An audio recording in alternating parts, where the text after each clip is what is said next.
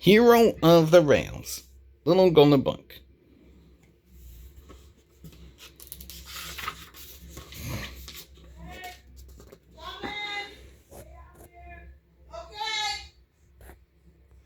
Thomas was enjoying a quiet summer until Spencer raced by with a whoosh.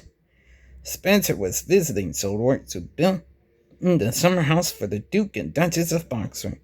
Spencer thought he was better and faster than all the other engines, so Thomas challenged him to a race. Ready, set, go! Thomas and Spencer sped along the rails. They raced around Sodor. Up and down hills, faster and faster they went. Suddenly, Thomas's brakes broke. He crashed through the bushes and made an incredible discovery. Thomas found an old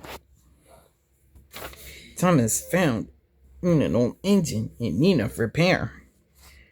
The engine's name was Hero, and he had come from a distant land a long time ago. Hero was once called the master of the railway. Hero was afraid he'd be sent to the scrapyard because he wasn't really useful anymore. Thomas promised to repair him in secret and make him as good as new.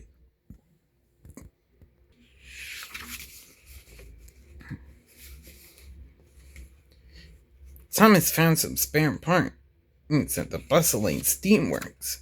These will be good for Hero, Thomas peeped excitedly. But as he was on his way to visit Hero, Thomas made a terrible discovery. The Duke and Duchess of Boxford summer house is right next to Hero's hiding place. Thomas peeped. Spencer will be here every day. Thomas knew he would have to be careful, or Spencer would discover Hero. Just then, Spencer seemed around a bend. I think you're up to something sneaky, he puffed. Thomas didn't answer. He just chuffed away nervously. Thomas couldn't do his work and repair Hero on his own. He needed help, so he went to Percy and told him everything. Of course I'll help, Percy peeped. What can I do?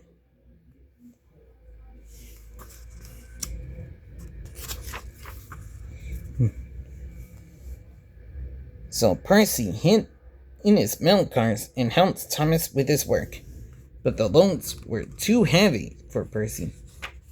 He soon popped a valve and needed to be repaired at the steamworks. Sir Topham Hatt was very cross at Percy was doing Thomas's work. Thomas didn't tell Sir Topham Hatt about Hero. But he didn't tell the other edges because he knew he needed their help, too.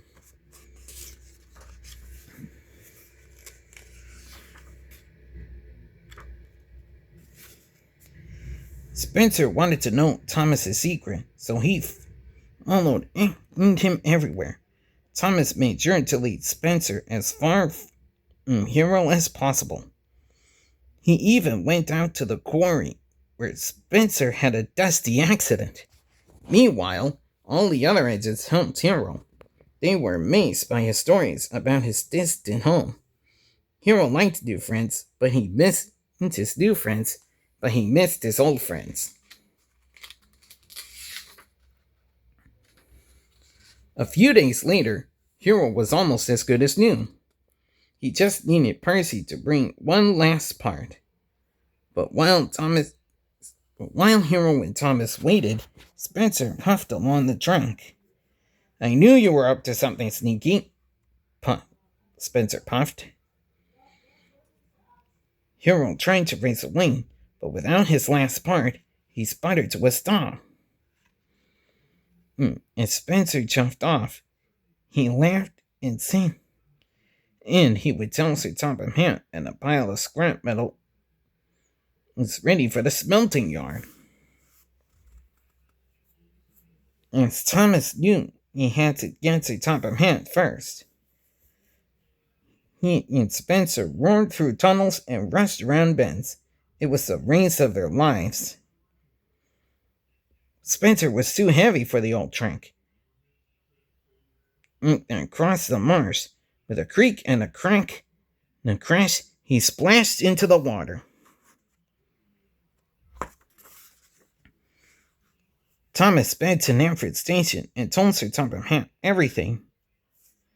You have found the master of the railway? We must help Hero at once, Sir Topham Hatt explained.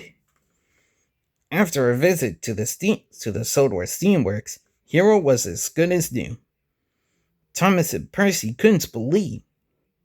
With their eyes, they blew their whistles happily.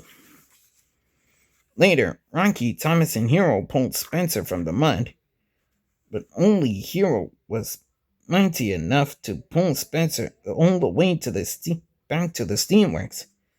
Spencer said he was sorry for me being so mean to everyone. Spencer, Thomas, and Hero finished the Duke and Duchess's summer house together.